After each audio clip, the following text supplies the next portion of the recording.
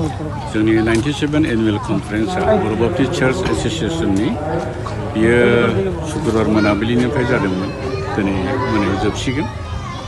बेवहाय जोङो गाहाय आलासि सानै लिंहरदों। सासे बेंगालरनि, बियो डक्टर एडविन सिली, ओमफ्राय सासेया डक्टर आलिसन आबनमाइ मणिपुरनि।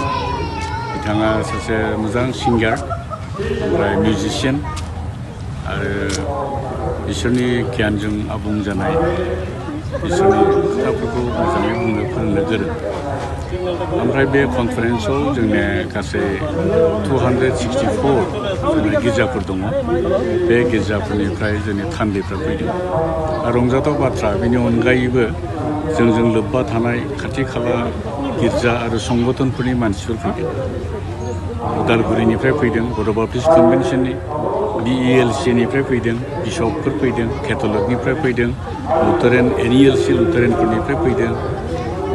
आरो जोबोद रंजाथाव बाथ्रा, जोंनि बड'लेण्ड टेरिटरियेल रिजननि गेदेमा बिथांमोना थांनाय शुक्रबार मोनानिफ्रायनो गावसोरनि सुबिदा अनुजायै बिसोरो जोंनावहाय फैनानै जोंखौहाय थुलुंगा होफैदों। बिथांमोननि नुजाथिनायजों जोङो जोबोद थुलुंगानाय मोन्दों आरो बिथांमोना गोजोननाय रादाब होलांदों। जोंनि रायजो राजाफ्रा जोबोद खुसि जादों।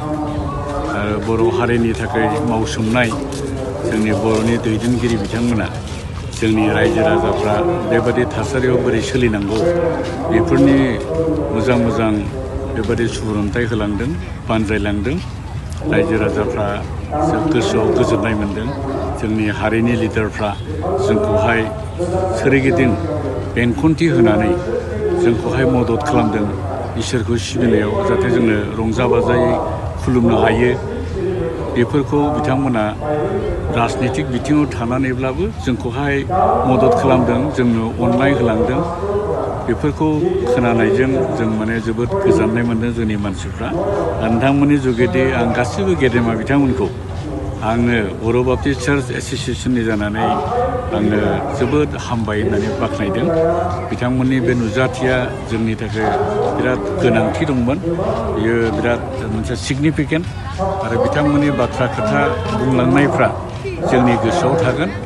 आरो बिथांमोना जेन हारिखौ बेबादि मोजां लिडारशिप होना दैदेनलांनो हायो, जोङो आफा इसोरनाव बिथांमोननि थाखायबो जोङो आर'ज खालामबाय थागोन। खय हाजार जन बायदि? दिनै रबिबारखाय जोंनि सुबुं सानखोआ एकदम बांसिन जादों।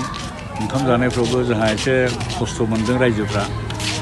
गैयाब्लाबो बहाय 20 to 25,000। आरो जोङो नैबे पेन्डेलनिफ्राय चिलड्रेनफोरखौ जों आलादा खालामनांदों। चिलड्रेनफ्रा गैयाब्लाबो 5,000नि बारा, माने एसे उसुबिदा जागोन, अभारक्राउड जागोन होननानै जों बिसोरनि थाखाय आलादा केम्पास खालामदों। 25,000सो मानसि दिनैहाय गेदारिं जादों।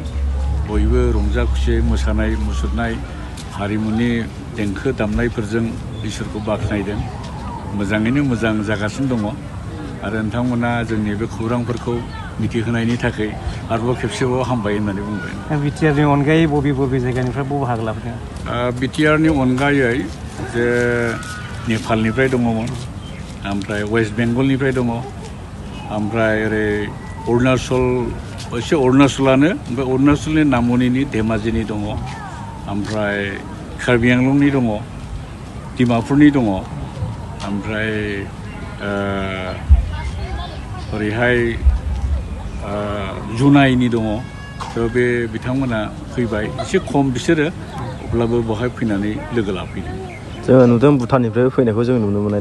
ओरैनो साबेसे फैदों ओरैनो भुटाननिफ्राय बेबादि बिसेस फैयाखै, सासे सानै बिसोरो फैदों, खिन्थु नेपालनिफ्राय एसे बांसिन फैदों।